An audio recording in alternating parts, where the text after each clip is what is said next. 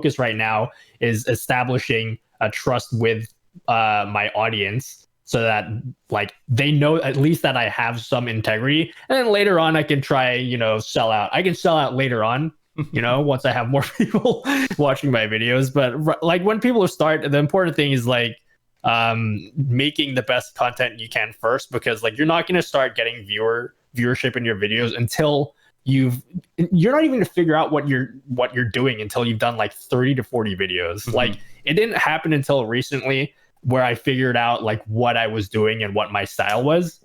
And I've uploaded like nearly 40 videos. It takes a really long time.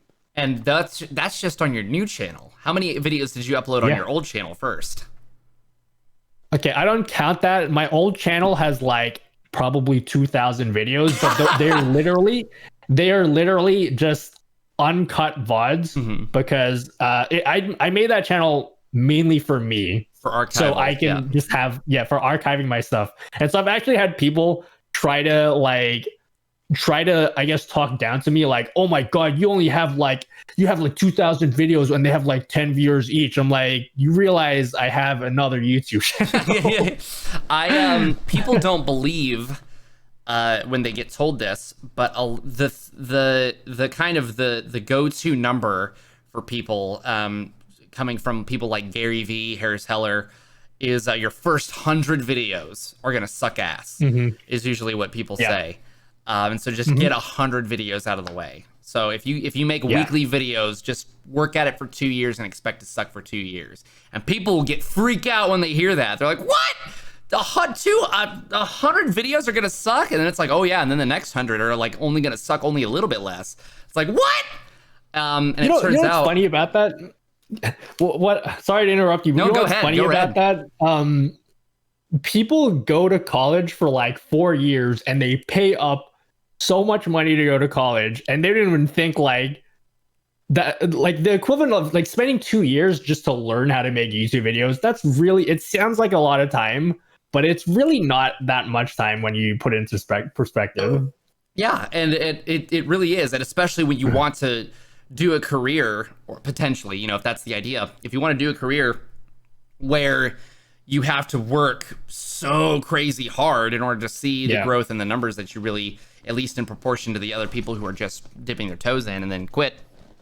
And it's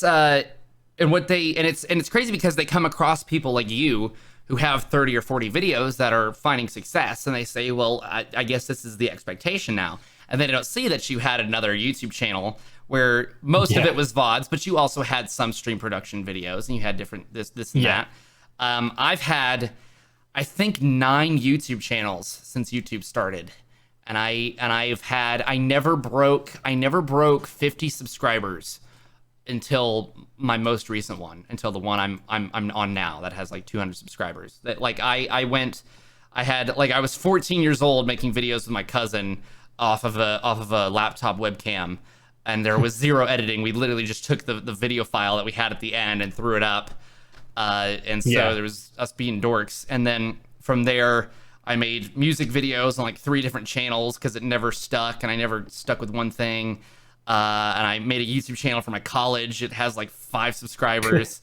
And I've made like over 100 YouTube channels in my day. And I'm just now starting to figure out what kind of YouTube videos work for me. And people see that I'm 10 or 15 videos really into the kind of videos I want to make, and they build that expectation. And I'm like, if it's your first YouTube channel, obviously there's a lot more resources now than there was 10 years ago when you're 14 years old, but still expect to struggle a lot more than you see, because there's a survivorship bias. The content you see is the good content. And so, so when you get in, you expect to make the good content. You don't realize that there's everybody you see has sucked 1,000 times before they've succeeded once. So the interesting thing is, I hear from a lot of people that it's harder to grow today because you're competing with a lot more people. But like, man, I don't think people who are just getting started today realize how many more resources you have to start now. I would Absolutely. actually say there's a lot, you have a lot more control over how successful you are today than you did back then, because a lot of people had no idea what they're doing. You didn't have like products that make it easy to make YouTube videos. You didn't like, not every, like, making a video on your phone was like, who would ever do that back in the day? But now people do it all the time. Like, there's so many things that can help people out nowadays, but they just have to go out and actually do something. That's So exactly yeah. right.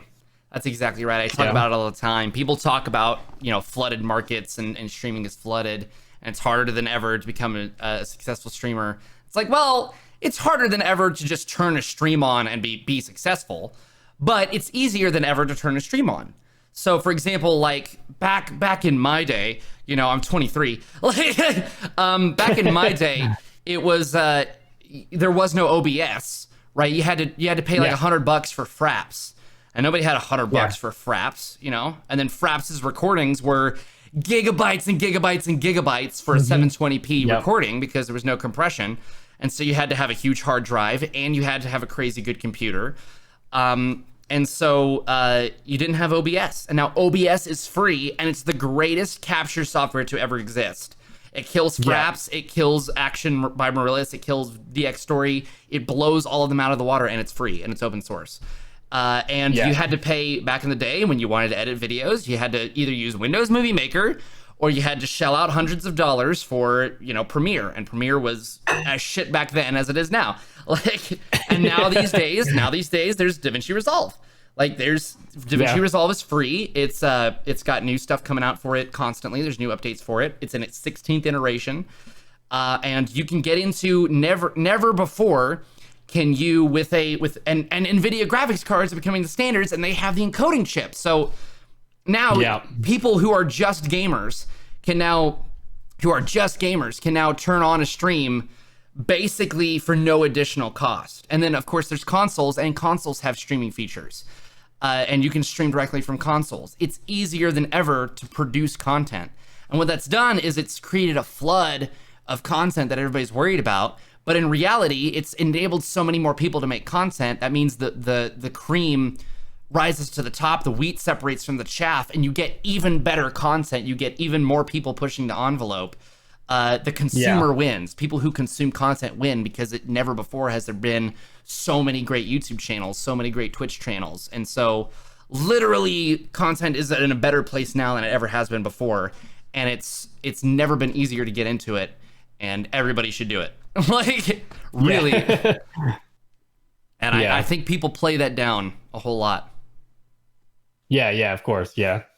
It's I just want to, I guess that's like one of my motivations for even like making a YouTube channel, is just like, if anything, I could just be an example of just do something, or just create something. Because like, I always tell people this, like, every day, you're not going to learn anything until you've put out at least, like I said before, it took me like 30-40 videos before I even started to understand what I'm doing.